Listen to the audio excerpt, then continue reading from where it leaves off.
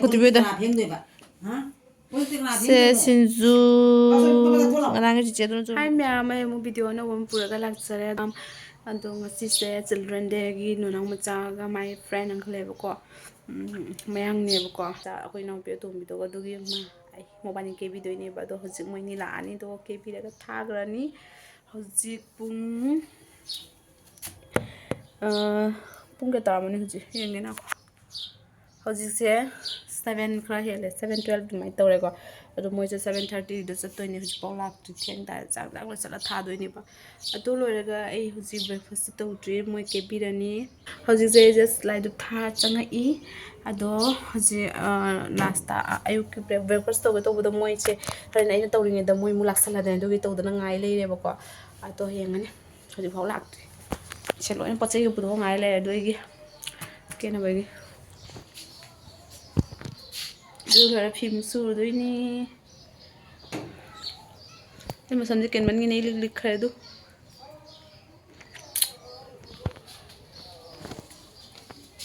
Hantu ke blog saya kan tu jatra tu jum dan nasi nanti mungkin thobak kah tu tanggal ni ma'am. Maju ni nggak terlalu ada tu. Pimple.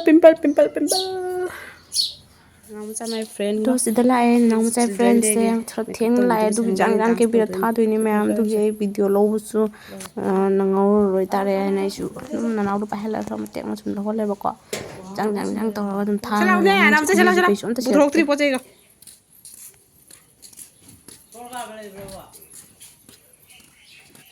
Tu ma'am tu episu ke. Dolen ke serum. Hojik ai isu ke ma'am.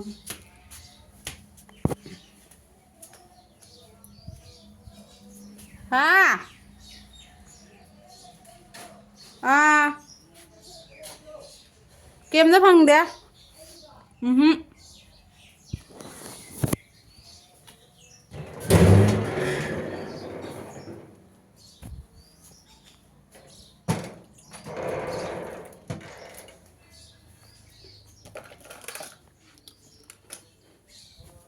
Sunscreen na se. Pisuru si ma'am.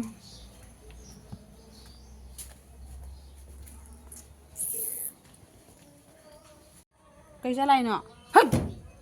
Ngarang kai bong masu lo ya ngasi musu ganta. Tapi masu lo ne ada gi ai se akoi se use to na da ba kai no ni ba. Toilet sar ni moi sarkari gi lak du ni ba se use to na da pon.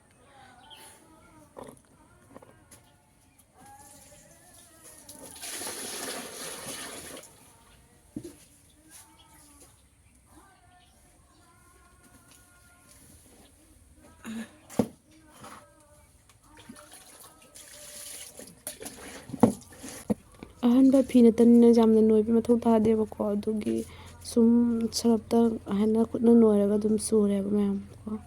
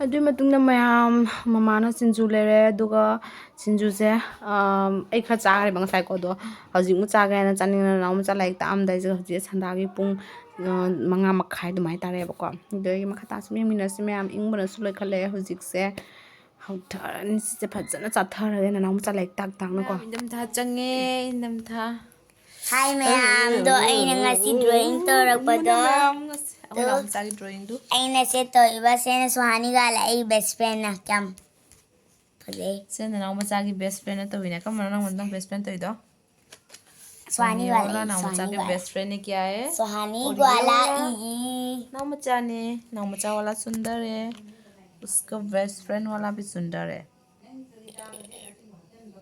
फूल बना दिया इसने अरे मैं एकदम था चंगे ए लोग खूब बता हम खबर मेरी जिंगे ना जिंगे नया दिंगे तो नंग नया पाक तो जिंगे पाक तो रंग नया जी बेमा ꯃꯌꯥꯝ ꯏꯪꯊꯝꯊꯥ ꯆꯪꯉꯦ ꯍꯧꯖꯤꯛꯁꯦ ꯏꯪꯊꯝꯊꯥ ꯆꯪꯉꯛꯄꯒꯤꯁꯦ ꯃꯇꯥꯡꯁꯦꯀꯣ ꯀꯩ ꯍꯥꯏꯔꯨꯅꯤ ꯁꯛ ꯊꯤꯕ ꯃꯇꯥꯡ ꯌꯧꯔꯦ ꯁꯛ ꯊꯤꯕ ꯑꯩꯈꯣꯏꯒꯤꯗꯤ ꯑꯃꯨꯛ ꯍꯦꯟꯅ ꯊꯤꯖꯤꯟꯕ ꯃꯇꯥꯡ ꯌꯧꯔꯦꯕ ꯃꯃꯥꯏꯒꯁꯦ ꯑꯩꯅ ꯇꯥꯊꯣꯛꯄꯁꯦ ꯇꯟꯕꯅ ꯅꯨꯡꯗꯥꯡ ꯌꯧꯔꯒ ꯀꯃꯥꯏꯅ ꯇꯧꯗꯣꯏꯅꯣ ꯈꯪꯗꯦ ꯈꯔ ꯇꯥꯊꯣꯛꯆꯩꯁꯤꯁꯨ ꯅꯨꯡꯗꯥꯡ ꯌꯧꯔꯗꯤ ꯑꯃꯨꯛ ꯍꯦꯟꯅ ꯇꯜꯂꯦ ꯅꯨꯡꯗꯥꯡ ꯆꯥꯛ ꯆꯥꯕꯁꯨ ꯂꯣꯏꯔꯦ ꯑꯗꯣ ꯍꯧꯖꯤꯛꯁꯦ ꯂꯥꯏꯗꯨꯛ ꯊꯥꯔꯨꯔꯒꯦ ꯃꯃꯥꯅ ꯑꯩꯈꯣꯏ ꯅꯨꯡꯗꯥꯡ ꯇꯨꯝꯃꯝꯗꯥꯏꯗ ꯆꯥꯛ ꯆꯥ ꯂꯣꯏꯔꯁꯨꯀꯣ ꯃꯆꯤꯟꯒ ꯇꯦꯡꯗꯣꯛꯑꯒ ꯃꯈꯣꯡ ꯃꯈꯨꯠ ꯍꯥꯝꯗꯣꯛꯑꯒ ꯂꯥꯏꯗꯨꯛ ꯊꯥꯏꯕꯀꯣ ꯑꯩ ꯅꯨꯡꯗꯥꯡꯒꯤ ꯃꯃꯥꯏꯒꯤ ꯇꯩꯕ ꯂꯣꯏꯔꯦꯀꯣ ꯁ꯭ꯀꯤꯟ ꯀꯦꯌꯔ ꯇꯧꯕ ꯂꯣꯏꯔꯦ ꯑꯗꯨꯒ हौजिक आई लाइदुक थादोरनी दुगा से जोंगलावनी ते जोंदु ये हमारे घर का 2 जोंगनाव है 2 जोंगनाव अदु मैम लाइदुक थाबा लोरे हौजिक